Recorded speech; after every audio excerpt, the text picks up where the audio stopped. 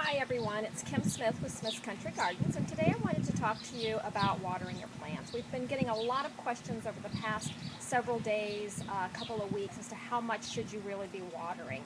With the drought that we're having here in Indiana and the high extreme temperatures of upper 90s, lower 100s, you really need to keep everything nice and wet.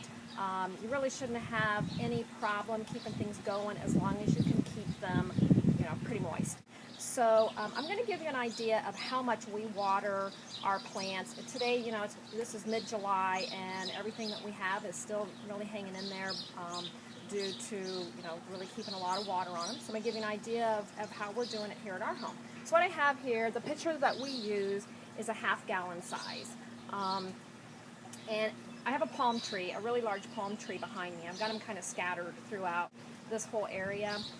This palm tree is in a really large pot, and that actually gets about 2.5 to 3 gallons of water every morning.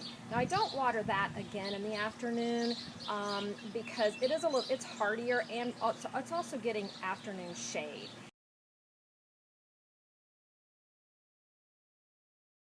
The passionate red coleus in this medium-sized container is another plant that likes afternoon shade. This plant gets a quart of water each morning, and since it is in the shade in the afternoon, we do not water it again. Here we have a tuberous begonia.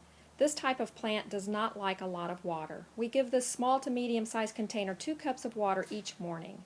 This plant does not like a lot of sun either, only a small amount of early morning sun. However, it does need some sun in order to keep its bright color.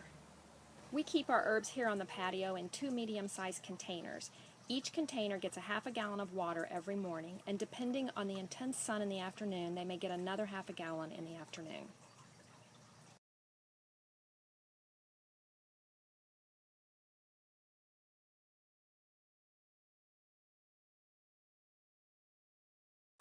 This large container of Victoria Blue Salvia gets 1 gallon of water every morning. It is in the shade in the afternoon and does not require another watering. These zinnias are planted in a 3-gallon metal bucket.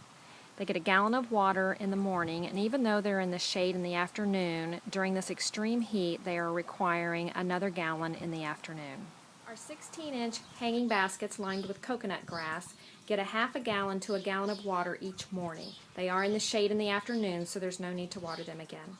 In this large container, we have tall black heart coleus in the back.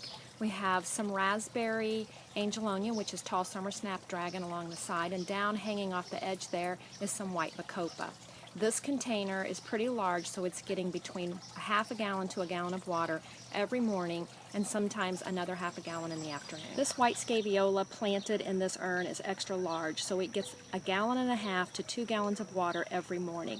Then, depending on the weather, if there's really intense sun in the afternoon, we will give it another gallon to gallon and a half of water. Our 48-inch window boxes get 2.5 to 3 gallons of water each morning. They also are located in the shade in the afternoon, so there's no need to water them again.